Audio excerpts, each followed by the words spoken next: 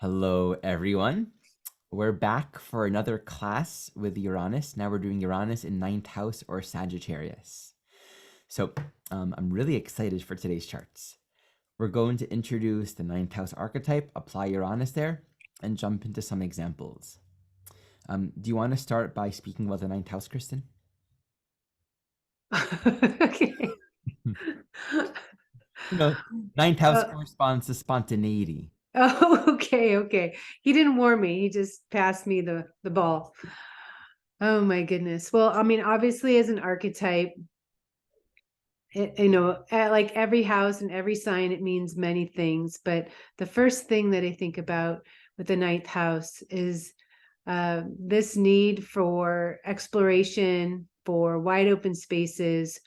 To the Sagittarian archetype, it's all about growth. It's all about understanding your place in the world and in the cosmos. It's linked with our beliefs, and those beliefs can span across various regions and worlds. It can be your religious beliefs. It can be your spiritual beliefs. It can really reflect any kind of religion, anything from like that Billy Graham archetype to somebody really spiritual in nature that doesn't have dogmas connected to it. Of course, it all connects to the stage of evolution. I think a lot about the gypsy archetype when I think of Sagittarius, and this love and fascination for multicultural experiences, for traveling cross country lines. And that's how maybe somebody might be growing. We can literally travel around the globe, or we can travel within ourselves. We can travel within our mind. We can travel within our meditations. So it is this natural need for a soul who has a predominant amount of Sagittarian energy in their chart to want to really extend beyond where they've been, or on the other side of Scorpio, which is so limit pushing. The Sagittarian archetype is really more like that free spirit and just naturally wanting to get on that horse and gallop toward the horizon. And there was something I wanted to say on our last show that I forgot, because we were looking at Uranus in the eighth and looking at Jeffrey Wolfe Green's chart. And one of the things he said, because he's a combination between Scorpio and Sagittarius, is if I wasn't a Sagittarius, I'd be dead by now. That's what he said. So people who, Sagittarius archetype can be someone who's the eternal optimist. And I think I wouldn't call him the eternal optimist so much. I think he just felt like serendipity was on his side quite often, or and he would never probably use the word luck to describe Sagittarius. But those moments, right, when you're really having that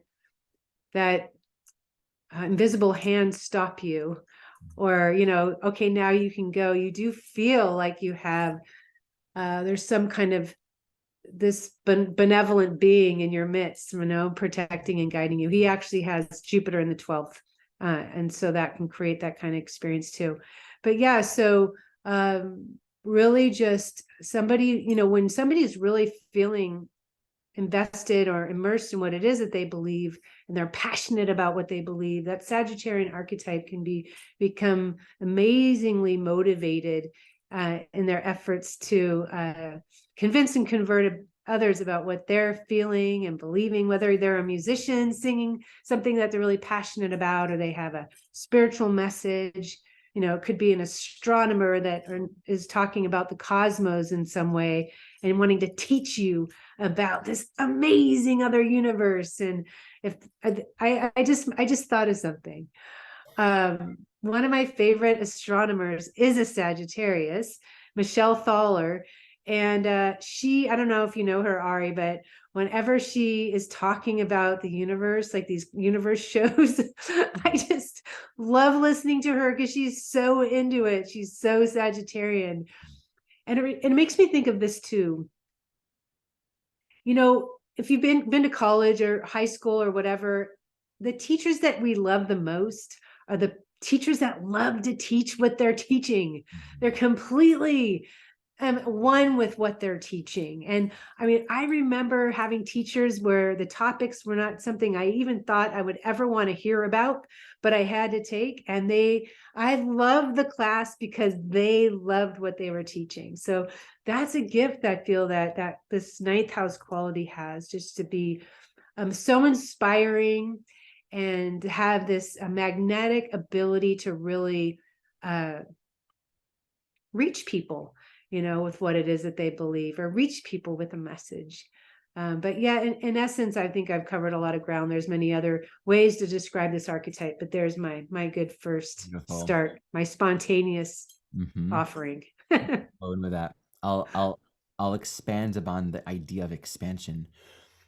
It is all about that. And I think a part of that is because within the ninth house Sag archetype, we're coming to understand the nature of reality. And reality with a capital R is Neptune, Pisces, 12th house. Our understanding or comprehension of it will never be complete, right? So we're always going to be expanding our understanding of reality. And this expansion happens through direct experience. And we'll talk a lot about this because this is a very important facet to this archetype, especially with Uranus there. There's that quote from Jeffrey Wolfe Green, and you'll fix the quote once I try to say it. I'm paraphrasing it. Belief, right? When you know something, you don't need to believe it because you know it. And just differentiating between the idea of a belief system, or like, sure, I believe in God, right, versus the experience of it, right? I was actually listening to a talk by Krishnamurti, and he's one of our examples today. And someone asked him, "Sir, do you is God real?" Right? And in that talk, he spoke to the difference between knowing something versus believing in it. Right? You can believe in all kinds of things. And what does it mean if really looking honestly at our mind, at our thoughts? What does it mean to believe in something? It actually means we don't know it. Literally, it's a testament to us not knowing. We don't say I believe in my left hand. So what we know, it's irrefutable, and actually what's known rests inside in a contented way. It's never needing to be proven or justified or rationalized, because what's known is simply known, and actually we're not chewing on it all the time. So the journey within Sagittarius is a very profound process, and really there's a significant shift that occurs within consciousness within Sagittarius on that seeking journey. As the soul comes into direct realization, they become someone new. Their entire frame of reality shifts to a completely new dimension. And it will manifest in the life as very distinct phases of experience. Like there might be a need to go on these long journeys or have certain kinds of experiences or to be a seeker. But then there comes a point where metaphorically you have to get off of the canoe and walk onto the new land that the canoe took you to, and then have a new realm of experience there. So you have to be fully present. And the archetype of ninth house Sag also corresponds to the pilgrimage. I mean, Jeffrey Wolfe Green was a Pluto in the ninth house soul. His book was Pluto, the Evolutionary Journey. So from a ninth house point of view, you can think of everything about this life as a pilgrimage, a journey. We're ultimately in this school of evolution, this school of waking up. And the more we are open-minded about where the journey is taking us, like the Tao Te Ching says something like, a good traveler has no fixed plans and is not intent on arrival, something like that. When you're on a pilgrimage, you're really not going to try to control the parameters of the journey too much. If you have too many fixed ideas, then you're bringing too many ideas, too many beliefs, old conceptions into the path. So that's where the quality of spontaneity and a freshness of mind comes in. And one of the most important qualities of this archetype is authenticity, sincerity, and being natural, and also nature itself. Why are all of these archetypes correlated? You can't have any kind of direct realization if you're not honest. It's as simple as that. Try filling up a cup if there's already lemon juice in it. grape juice. You have to be honest about where you are, where you're coming from, and what you know and what you don't know. Already know this is what I'm supposed to do. This is the path. This is the answer. This is how it works. It can be very easy to convince ourselves of our certainty, especially with the ability to, point to all kinds of proofs and ideas and experiences and, wonderful teachings to make it seem even to ourselves and to others that we know. But to actually only be honest about what we know is to be able to rest upon what is accessible right now, not conceptually, not a memory, not an idea that we've come to believe. And in that honesty about what we know, there's an immediate openness for the next realization, like inherently. Like there's no other option but to realize something new. And it's amazing. This is the optimism that I find in this archetype.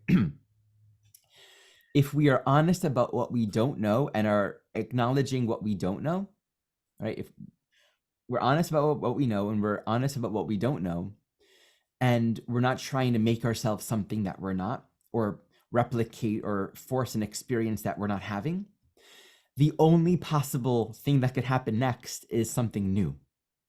Mm-hmm. Spontaneous experience will emerge because we're not trying to make it something else. Like there's no other option but to learn, to have another realization. Like that's the only possible path here, which is beautiful. And I think this also connects with the idea of, and Jeffrey Wolfe Green taught this, to receive, you need to let go of something, right? If you're holding on to anything, and very often this archetype will correspond to a letting go, or oftentimes a losing. And what that really is doing is just clearing away the obstacles in our minds that was otherwise keeping us from greater realization, or seeing, or being open, or being able to connect to or resonate with new opportunities that are more aligned with our ongoing soul path. I have an example. Yeah. I want to, the cup, my favorite Jupiter example. So if you have a cup that's filled with water, and it's your life overflowing with water, your life is overflowing with so much content, so much that you have to do and your obligations, but you're really wanting something sweeter, right? You can't pour juice in that cup that's overflowing with water, right? You have to remove some of the water. So you have to give up something, that's Jupiter, to make room for something sweeter. And it typically never feels like a sacrifice. It's just that we get used to something, right? We get used to water. We get used to what we have in our life. And so we don't know what it's going to feel like when we replace it with something else. But when Jupiter is around and it's a transit you're experiencing, Jupiter over the moon, Jupiter over the sun, Jupiter over any personal planet, oftentimes you will not receive or understand the true benevolence of this energy unless you've created space for it. And in Feng Shui, they suggest as well to empty a drawer or a closet in order to make room for the prosperity. It's the same kind of idea. And I want to share real quickly one example of this. When I first found this work, or I was immersing myself in EA, and I was in corporate America still, and wanting to be an astrologer, I couldn't let go of that corporate job because I was afraid, how is I going to pay for this or that or the other thing? How is I going to survive, actually? And Jupiter was up on my moon in the 10th house, coming across. And as a Sag, I'm thinking, I can't wait until Jupiter's on my moon, because I was so depressed working in corporate America. As soon as Jupiter comes over my moon, I'm going to be happy. I'm going to feel buoyant. I'm going to feel like the Hotai Buddha. And Jupiter came on my moon, and I woke up that day feeling worse than ever. Yeah, I was hoping for that. Yeah, there we go. Worse than ever. And I emailed Jeffrey, and I'm like, what is up? I'm early in my studies here still. What is going on? I thought Jupiter was like the happy planet. That's what I was reading, traditional astrology. And he wrote me back one line. What have you given up lately? And maybe I was a little bit further along in my studies, because it wasn't long after that email that I finally quit corporate America. And I really did feel like 1,000,000 pounds was lifted off my chest and my shoulders. And in the old days, we had pagers. So, I just wanted to fling that pager into the sea. I was like so tired of hearing that thing go off. So you do have to create space for this. Jupiter is actually now retrograde in the sign of Pisces and will move direct on November 23rd. And at 29-degree Pisces. So, and it's this very backstage place right now in our dream state. It's the sign that governs spiritual things, but also healing and the ideal. So maybe you have to heal something within you in order to attract more of the ideal. All right. I want to share my flagship EA story too, because it's also a Jupiter transit. Jupiter is transiting through my second house, moving over my Saturn.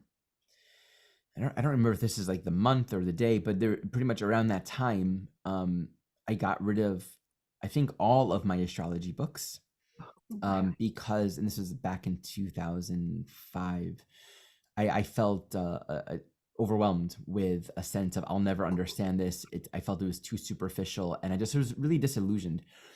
And it was just at that same time, really soon thereafter, that through a conversation with a friend, he introduced me to Adam Gainsbourg's book and also Jeffrey Wolfe Green's Pluto book. And I read both. And of course, Adam was influenced by Jeff Green's teachings. And it immediately opened up a new door for me, which was sort of destiny. That became my path with astrology and a big part of my spiritual practice. So Jupiter, if I didn't let go, there wouldn't have been space for that. Right? I actually, in the conversation itself, I was speaking about my jadedness. Normally, I've taken the stance of the person that has a lot of things to say. I had nothing to say about astrology. I was like, I don't really want to talk about it. I don't really know what these things mean. And I just kind of feel like it's too many people have too many answers. And that prompted him to introduce this to me. So there's so much beauty in and this is why it's about optimism, really, because we can always look forward to the path ahead of us, even if things are difficult, and realize from here, the only thing possible from here is more realization, more growth, unless we have a pessimistic outlook. And that's the other really cool thing about this archetype. And I'm glad you mentioned the feeling crappy on that day, because it's oftentimes missed how the 9th house Sag archetype can really show up in a way where everything is blown up. And what's happening is it's really just bringing out the truth. It's bringing more of it. It's one astrologer on Tara Ali once described it as holding a magnifying glass over something. It's emphasizing and bringing out and revealing what's there. And that can really be a powerful catalyst to become more honest with ourselves and what the next steps are. So I'll just say one more thing. You mentioned the intuition too. And our intuition is the way in which we're each individually connected to the greater scope of reality and the plan, the unfolding of like everything that's real, that is beyond our entire comprehension, but we can sense it. And each individual soul has a personal destiny, has a personal path and a personal unfolding. And the intuition is how we're all connecting to that. Right? We know to go here one day. We feel to do this. We feel today to buy those lucky lottery tickets. And it's being able to access our intuition. And I want to say that accessing intuition happens in a state of spaciousness, freedom, openness, and not too many preconceived ideas. That's what really allows us to have that freedom and that spaciousness, to really connect with what's the path right now, what's going on right now. So having a lot of freedom is so necessary, because that's, like I mentioned, nature and being natural. You have to be natural. You have to be yourself, not living in too many preconceptions. And that's what nature is too. And where do we find our insights about reality? Well, in reality itself, in nature. And, the nature isn't just out there in the forest. Nature is everywhere if we're being natural, if we're being true to ourselves. So we can realize the principles of reality, like the principles of the Tao, which exist in as much in the forest as they exist in the office building. But we have to open our mind and just really be willing to be more sincere, more authentic, more naturally who we are. And that's why the Sag archetype, um, in general, corresponds to, letting your hair down, being a free child, the archetype of the hippie, so to speak, right? It's just being free. Okay. I wanted to say a couple more things. When you talk about intuition, and you have the sense that you know something, and you're just tuning into this, to the truth of something.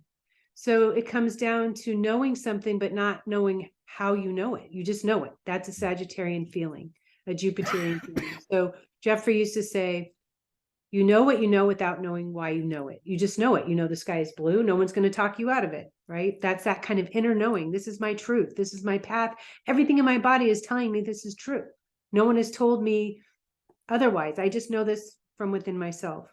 And the other direct quote about the truth is, the truth does not require belief. That's what it was. Yeah. It just exists, Yeah.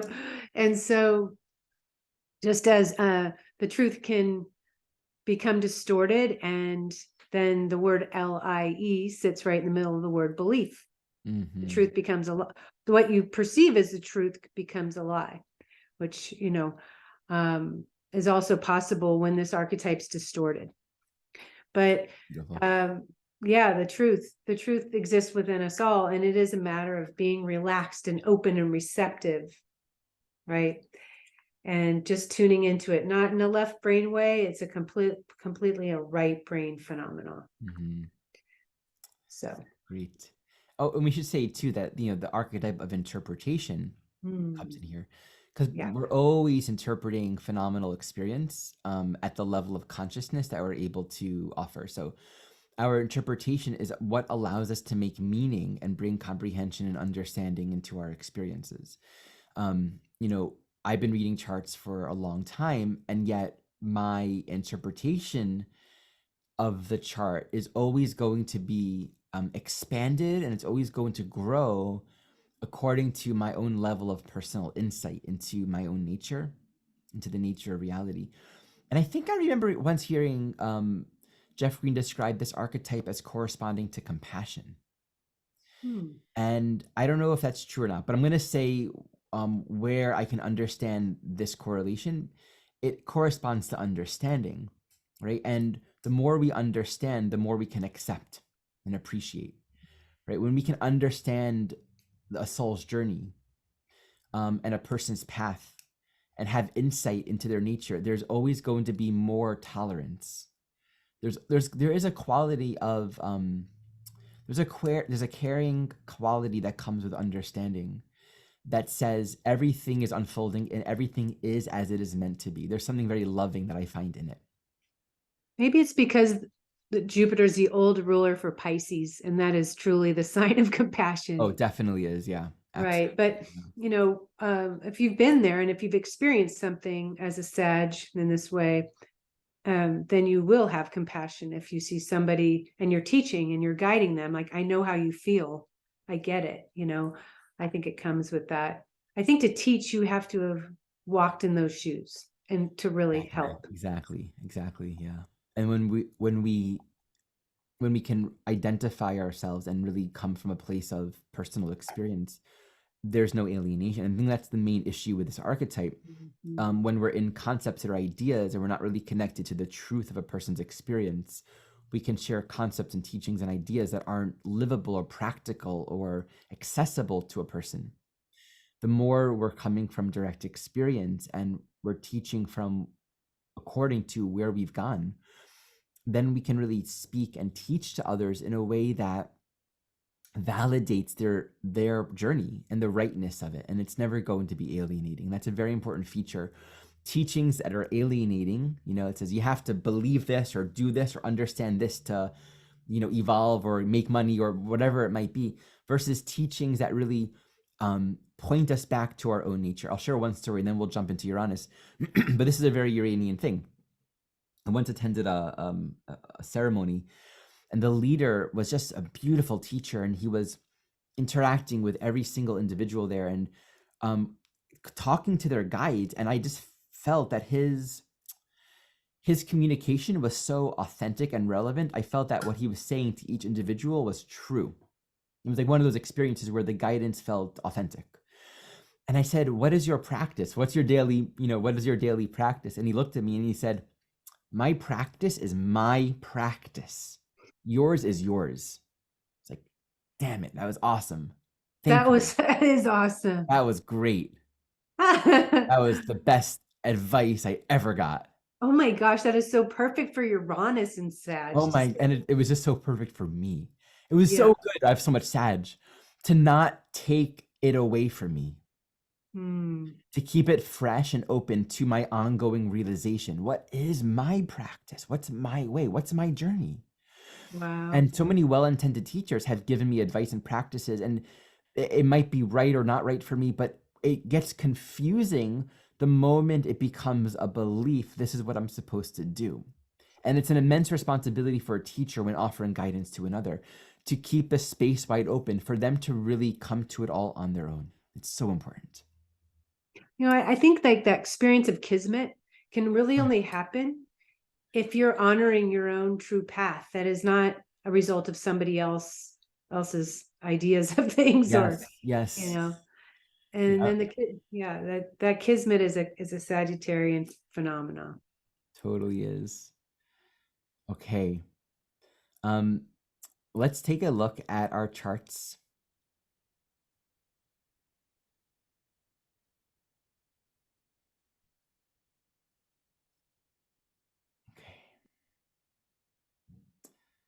So let's have you take it away. We'll look at our first chart, which is Nadia Nadeem. Oh man, I mean, what a fantastic soul. Oh, let's clarify. This is a noon chart. We don't know her birth time. Right. The houses are. I wish I did.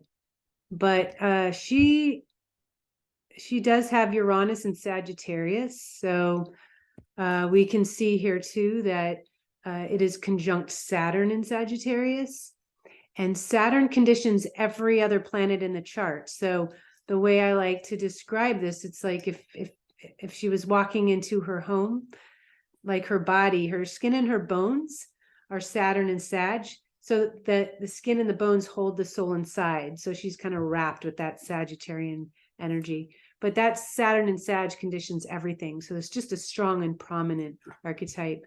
And it is for sure opposing the moon at some point that day. And her story speaks to this exact signature. Before I get into her story, she speaks 9 languages. Are you kidding me? Oh, poor Ari. She speaks 9 languages. Isn't that amazing? That is amazing. This girl is brilliant, I'm telling you. But I will tell you, I'll share more about who she is, and before I get into why I'm saying that. When she was 11 years old, her father was murdered by the Taliban. And yeah, exactly. And so what happened was her mom she sold everything, and she sold everything. I think she has something like 4 sisters. There's 4 or 5 girls in this family. And one title of an article I was reading said, I'm actually the picture of everything the Taliban doesn't want their women to be. She's just, I mean, a warrior in every sense of the word. But anyway, her mom gets the girls, sells everything, and she becomes a refugee. She ends up in a refugee camp in Denmark.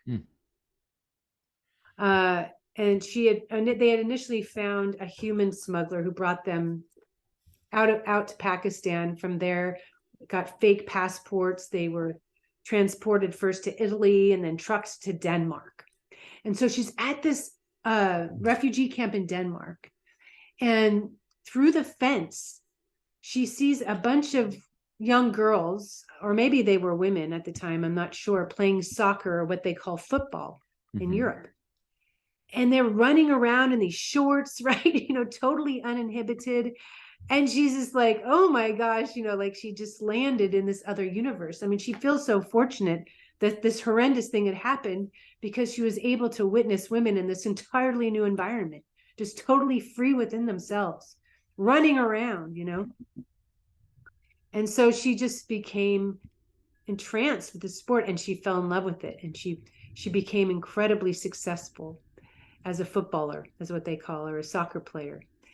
And at one point, and she also wanted to be a doctor, she said, and at one point someone said, you can be a doctor or you can be a footballer. And she said, I chose to be both. So not only has she been playing soccer at the highest level, she was on the national team, the Danish national team, I believe it was, and she's still playing professional women's soccer in this country of the US. She's still playing at a professional level. And when she's done, I mean, she is a physician, she is an MD, but I think she may need some more She became school. an MD. Yeah. Wow. Yeah. And she's wants to become a surgeon. And she's about 33 years old at the moment. So, I mean, let's look at this chart in terms of, you know, the Uranian themes that we're seeing here. So Uranus is opposing the moon. So that her father is suddenly murdered by the Taliban, and they're forced to flee. So they're forced to flee out of the country. That's a Sagittarian thing. You're going cross country lines. The trauma of being separated, suddenly losing your father, and now the mother is responsible for all the details and all the movement and all the motion and everything that they need to do. And so even Jupiter, you know, is in Aries here, and, you know, it takes a wildfire, this independent soul, to overcome. Look at her. Look at the picture of her. Is that not Jupiter in Aries? Ruler of the Saturn and the Uranus and Sagittarius. And so, but, you know, I feel too that the picture of her, imagining her in that refugee camp, looking through a fence objectively, where you're standing and watching these other women, you're objectifying what they get over there. It's like another country. It's like another universe. And she's saying, I want that. Jupiter in Aries, I want that. And that's what she's got. And so anyway, she knew she was just going to work hard and do everything she wanted to do. That strong Capricorn sure does help. Same with the Scorpio, Mars and Scorpio, with Pluto there in a new phase. And so she literally pushed the limits in every direction. And she's also a huge activist. She's wanting to help the change things for the women in Afghanistan that are still living in this third world reality. And I'm sure she's just going to do incredible things, you know, every year she's on this planet. This is such a great example. So a couple themes that are worth pointing out. Of course, migration corresponds to 9th house Sag. The imagery of her looking through the fence, Saturn, right? There's a division. Here's a culture, right, a world, something that I have no familiarity with, and I'm on the other side with a complete. And there's an experience, there's an expansion here that I want to. And being a Saturn-Uranus conjunction soul in that balsamic phase, there's a deep introspection here, wanting to kind of bring to completion these old ways, and to break out of the restriction of limited belief systems, limited social, political ideologies, and find her own authentic nature. And I just realized we never really defined Uranus in Sag as an archetype, but what that archetype essentially symbolizes is free. And Jeff Green's book, the title of it really is, in essence, most relevant to this placement, because knowledge is Sag 9th house. This is freedom from the known. It's freeing our mind from constructs of this is my path, this is what I should believe, this is what the path looks like, and opening up to direct experience. And that's always going to bring the soul forward into something new that they can't predict, an entirely new realm of expansion and growth and realization that does not fit into any religion, any belief system, any dogma, any construct of thought that they otherwise knew prior. It opens the world up to an entirely new realm of experience. And it's hard with Uranus and Sag of the 9th house to pinpoint and place that person in a box when it comes to their belief systems or their ideologies. It can very much be a a soul that is in a constant state of rebellion and shedding. Oh, here's another belief system. Here's another dogma. Oh, can I really know that? And it can take them to some really far out realms.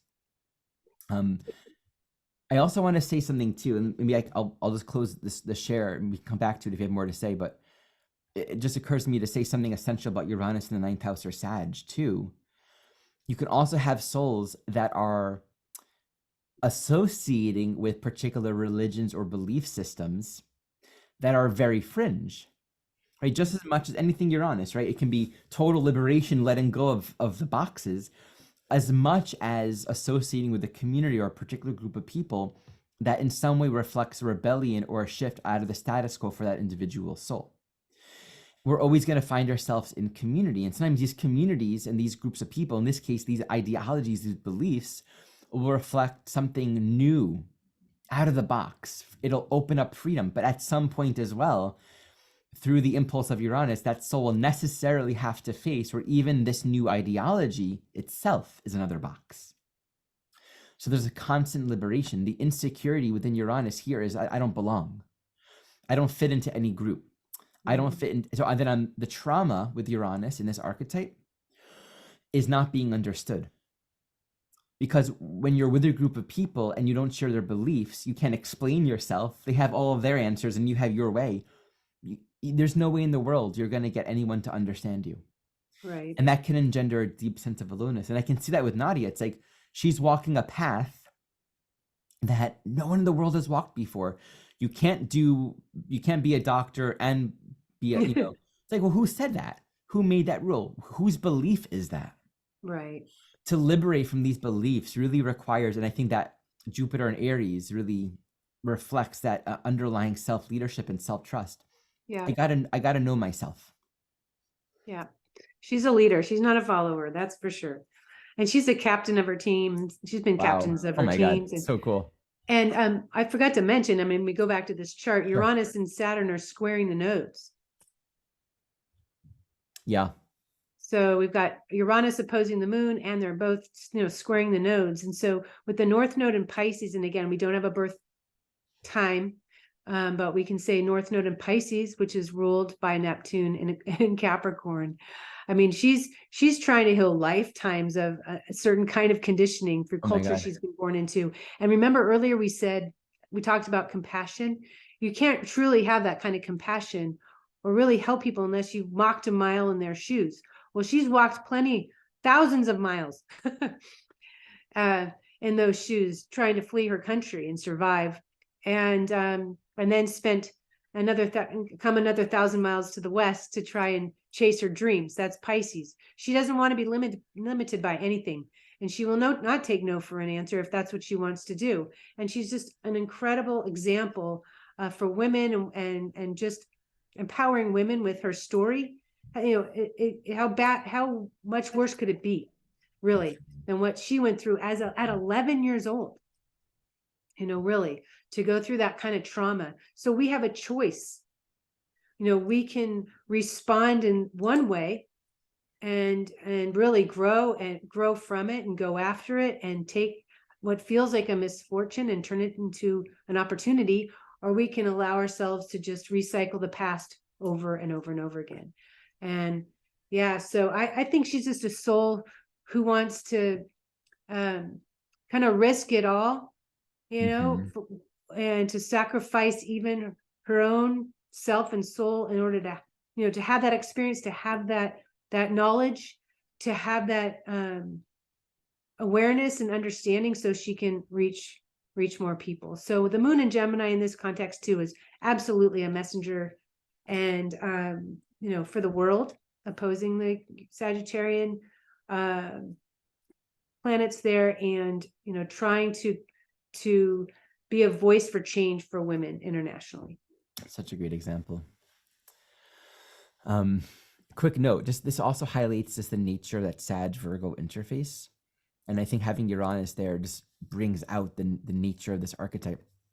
The square between Virgo and Sag is where our belief systems and ideologies can perpetuate a consciousness of inferiority. Beliefs and ideologies that keep us small, that keep us separate from our own divinity, our own relationship to truth, to love, to light, to something hopeful and loving, right? So we can also understand it's like that Uranus position between the Virgo Pisces axis in Sagittarius is freeing her. She's freeing her soul from probably, as you mentioned, lifetimes of religious ideologies and cultural ideology that are absolutely perpetuate these a slavery, a servitude, an inferiority.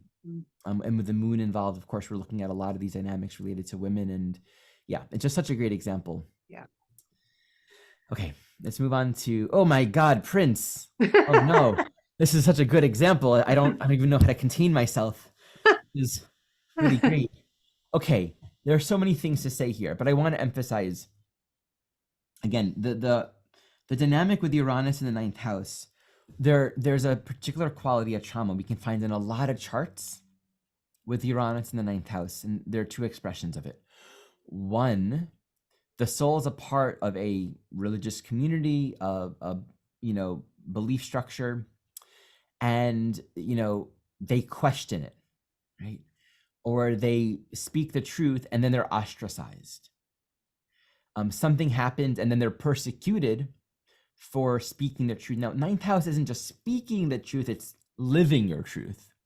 Okay. Right. So there can be an immense amount of trauma within the ninth house signature with Uranus there relative to being honest, relative to speaking one truth. Now, on the other end of that can be a sort of arrogance and elitism, which is I refuse to compromise my authenticity for anyone, anywhere, ever.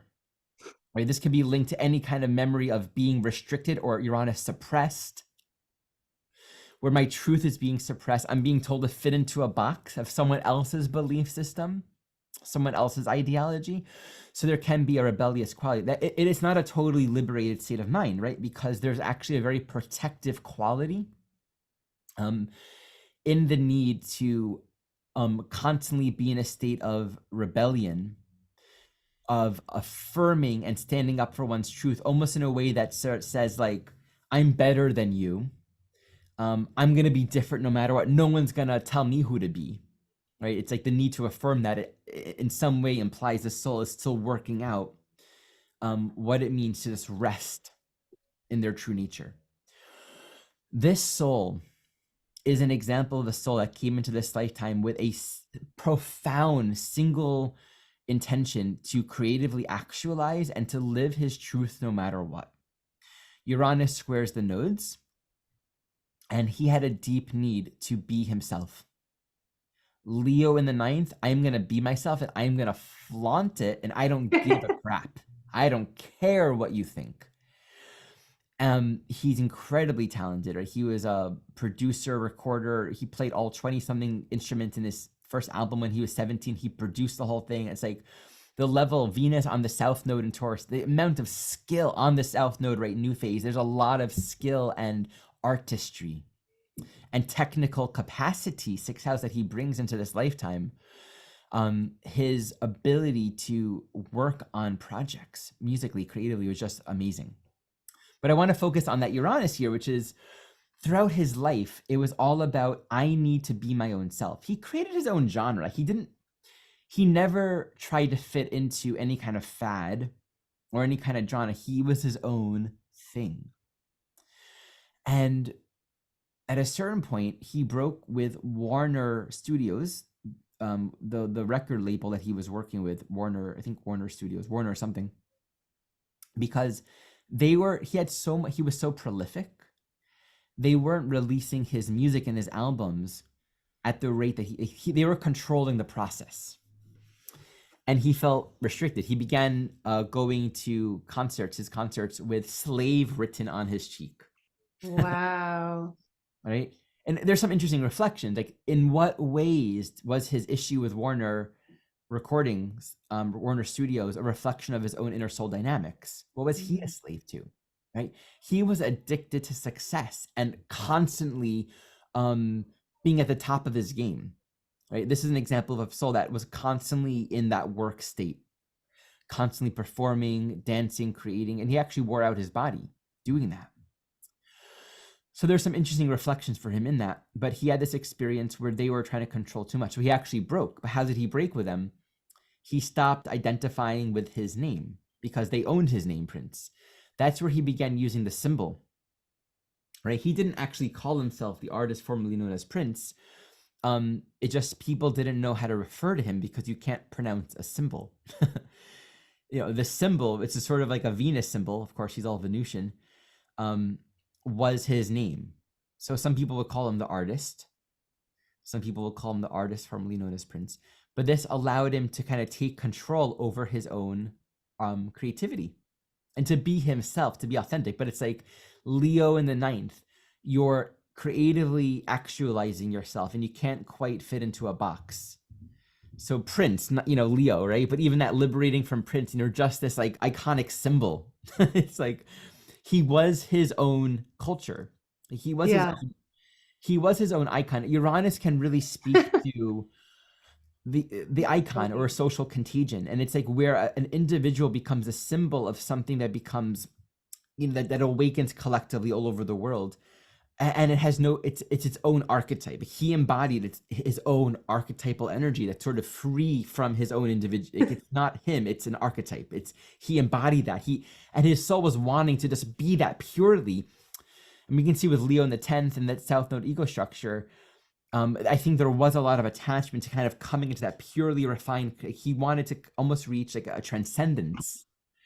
And I think he struggled a lot with that transcendence, that deep, pure inspirational place, that 12th house, but also the attachment to achieving it, Another really interesting thing is this rebellious individual eventually converted to become a Latter-day Saints. Oh my gosh, are you Mormonism. kidding me? I did not know that. You did not know that, Kristin? That's like one of the No, I funnest did things not to know know about him. that. Yeah. Oh my I've God. never heard of anybody doing that. How do you convert from not that to that? Well, the way he described it, he says it wasn't a conversion, but a realization. And he described it as being very similar to the realization that Neo had with Morpheus in the Matrix. And this is Uranus in the 9th house. He didn't convert to a belief system. He realized the truth of it. Now, of course, this is his truth. Like the realization that he had is irrefutable. Where his consciousness found it useful in his evolutionary journey to formulate a belief system around it is relative to his own ongoing evolutionary path. But the realizations that he had were authentic for him. And it had a real effect in his consciousness. And he really began to shift. A certain part of his career, he really stopped producing a lot of cursing and sexually explicit material because he actually wanted to have a more positive influence on teens. And a lot of his music always had a lot of religious energy. He was always had strong beliefs, actually. And was always very outspoken about them. He was never shameful about his beliefs, Uranus and Leo, right? But it just became more and more surprising. It's like, oh, okay, now he converted. He would knock on people's doors. No. Yeah, totally. He was, he was very happy to talk about his Mormonism, his beliefs, all that kind of stuff. Whoa. Happened through a long-standing religious debate with a musician friend of his, and finally he had a realization, and he converted, or he realized as he spoke. The shift towards that reflects that ongoing impulse within his soul to not get stuck in any crystallized ideology. And so I would say this is an ongoing path, and whatever liberation Mormonism reflected for the soul, Mormonism is the same as Latter-day Saints, right? Yeah. Okay, I got it right. Whatever it reflected for the soul was really a part of, I would say one thing that he was probably liberating from was the arrogance, right? Just think about that. The arrogance of Leo in the 9th house, you're like, I'm my own universe. I am my own full sovereign being. And there can be strong, like delusional, 12th house Scorpio ruled by Pluto in the 10th. It's like, I am powerful. And I think a part of his soul really wanted to actually be an instrument for something of a greater power, and to really humble the arrogant, and maybe connects even more deeply to humble his own journey with control and perfectionism. Yeah, he's a I, really, really interesting soul.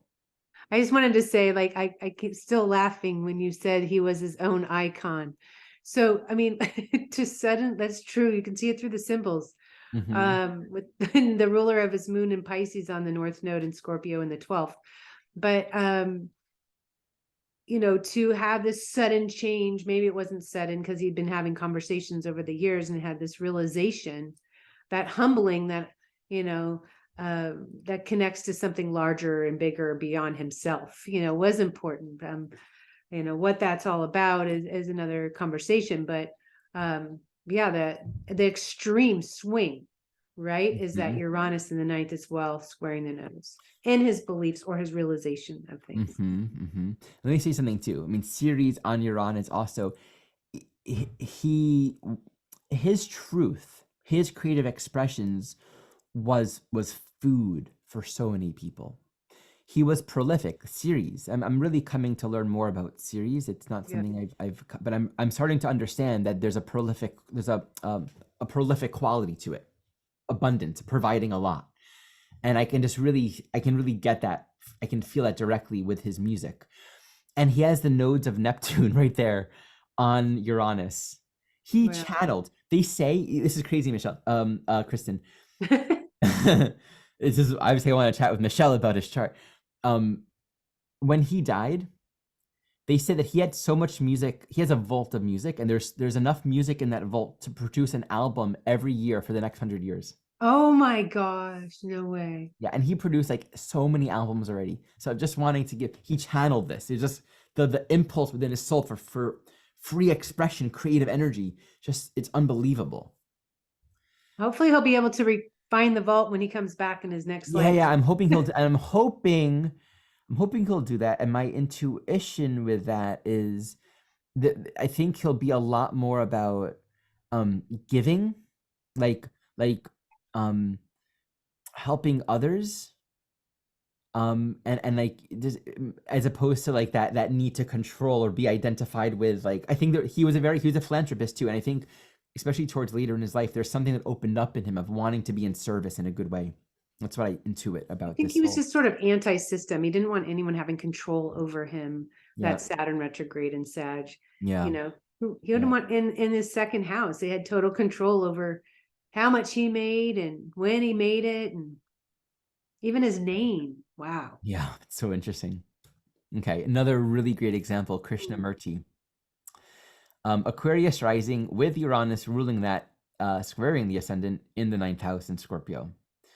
Again, so Jeff Green's book, Pluto, Uranus, Freedom from the Known, is based on a Krishnamurti quote, Freedom from the Known, or a book, right? A book. He wrote Freedom from the Known, right? Yeah.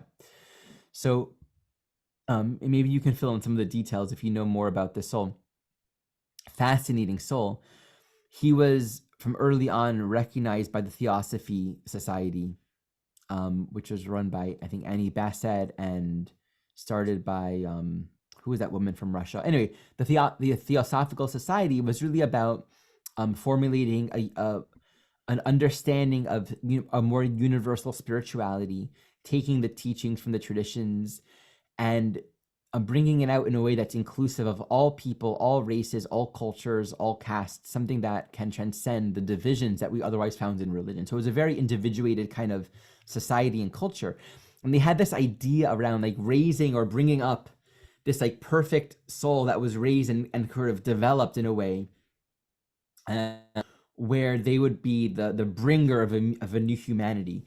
And they recognized Krishnamurti as this being, and from early on as a young man he was in the care of this organization and recognized as a a very awake, conscious being, very loving, very aware.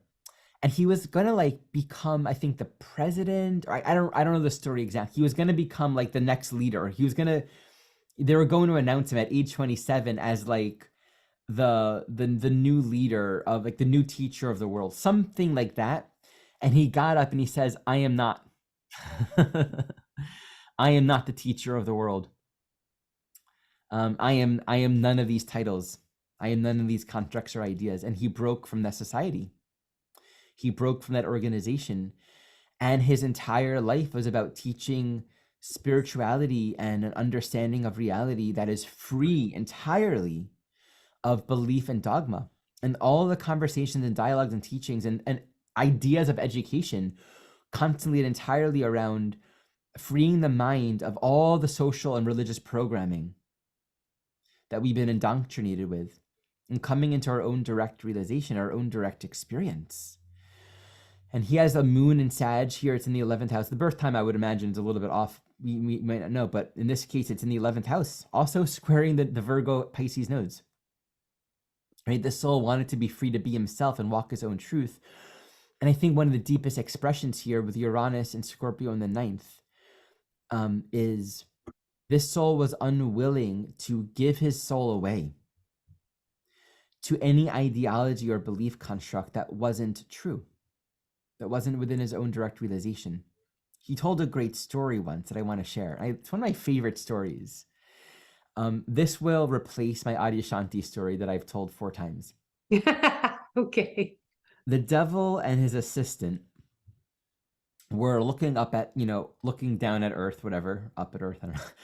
And they found this man walking through a little market. And they saw this man pick something up from the ground and hold it to his heart and smile deeply. And the assistant noticed that this man's aura grew and he was radiant and full of light. And the assistant says, "What just happened?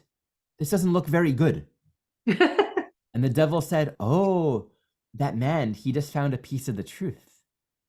And the assistant was like, "Oh no, this is a problem. This is not good for us. What should we do?" And the devil said, "Don't worry. We don't need to do anything." And the devil's assistant said, "What do you mean? We don't need to do anything? Shouldn't we do something?" And the devil said, "Nope. Just wait. Soon he'll try to organize it." Oh my gosh, that is So so good. good. So good. So good. I think that was my best delivery of it also, so I'm happy about that. And that's it. It's like we have an experience and then we want to organize it. We want to make a religion out of it. We want to put it into a box. And we also want to categorize it somewhere, put it somewhere and say, okay, this is what it means. This is how I'm supposed to live. This is what I'm supposed to do. These are the principles for living. And the truth is so big. It's so big. It's so incomprehensible. And also, I think the truth is so compassionate and amazing in the sense that it could not ever be encompassed in a limited understanding. And we have that Uranus in the 9th that is here to say, let it be what it is and stay fresh in the moment, stay authentic. What I love so much about Krishnamurti is no matter what, the way he would teach, he would always say, "Let us look together. Let us look now." Someone would ask him a question. He would so often say, "Let us look now. What is God? What is God? What is God?" Well, you ask some people, there are many gods. Others believe in a God. What is it? What is a belief? And it's just all fresh and within the realm of direct experience. Anything you want to add to this?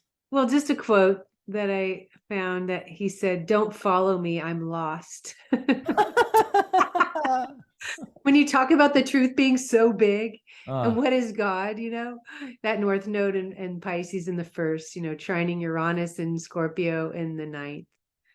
I thought, he's very, he carefully selects his words, really. It's not complicated. It's not this long litany. It's always kind of Scorpio, Sag, right? Kind of it hits the center of what you want to, it hits the center of the truth for him and what he's encouraging you to find within yourself as well. And he also, even though he's brilliant, I don't know what stage of evolution, we haven't been talking about that for these past 2 souls, but Yeah, I feel like he's probably a third stage individuated, first stage spiritual kind of. Yeah, I've wondered. Yeah, I haven't gotten the sense that he's necessarily awakened beyond first spiritual. I don't know. I could be wrong. Yeah. I could be wrong. But there's so much. He's also very, I would say, kind of eclectic and Uranian in nature. So I feel like he's straddling maybe those two. But what was his big book called? The most popular one. Do you know? You can Google it while I share this next Yeah. slide. Um, Um, one thing that's really interesting is he has both Saturn and Uranus, both retrograde in Scorpio in the ninth. And so he did set up, I mean, the legacy of his teachings are very profound and very concrete and very much in the world. There's institutions in various places in the world devoted to his teachings, to studying his teachings, to studying his, you know, all the different insights that he brought into living. And I so it's like it's both this Uranian, like the nature of his consciousness was very Uranian, but we also see Saturn in the ninth house. He did crystallize on this world a form. It's like he did bring forth the Krishnamurti understanding. Like his teachings became its own organized system that people would learn from. He would go to, he would have retreats. He has schools. He has entire, what's the word? Centers devoted to his teaching. So I think this is a really good example of the healthy interface between both Saturn and Uranus, because there exists a structured reality for his teachings and what he's brought forward. And then we see the nature of the teachings themselves being Uranian and what he was liberating from and breaking free from in his life as well. yeah. Well, Do I you mean, I have it? definitely, it was, freedom from the known obviously is the most common one, but there's a lot of different books about, even one called The Beauty of Life, that's here, and a lot of the messages of the only way forward or through is with love. There's that super compassionate side of him too. But I They just say he think was he's at incredibly that. loving. They say he was incredibly loving being. I mean, the North Node in Pisces, I know he's really on a spiritual path. I just can't place him. I think so much of his message is very third stage individuated in a sense. I mean, he was a lot of souls in the third stage individuated were very attracted to his teachings, right? Right. And of course, early spiritual state too. But it definitely a think for yourself kind of man, Totally. right? Yeah, and Absolutely. that's the Uranus. Don't follow me. I'm lost. Yeah, I'm lost too. absolutely. So Absolutely. anyway, And they say that, I mean, people talk about being in the room with him, that there was like this air of love, a sense that came with him, that he did have a very special vibe. So I am very open to, being that I haven't gone so deep, I'm very open to being wrong about his evolutionary stage. It's something I'm curious to look more into yeah. through our talk. Yeah. All right. Well, are we still recording? Yeah, we are. Yes. Yeah, yeah, We're we're still recording. here. Still here. Okay. I for the other two souls, Prince is clearly a third stage individuated, wouldn't you say? Definitely, definitely. Yeah. Without a doubt. And Nadia Nadeem, it's hard to say. I don't know her personally, I but don't she's know in the either. individuated somewhere. Probably. Yeah. But maybe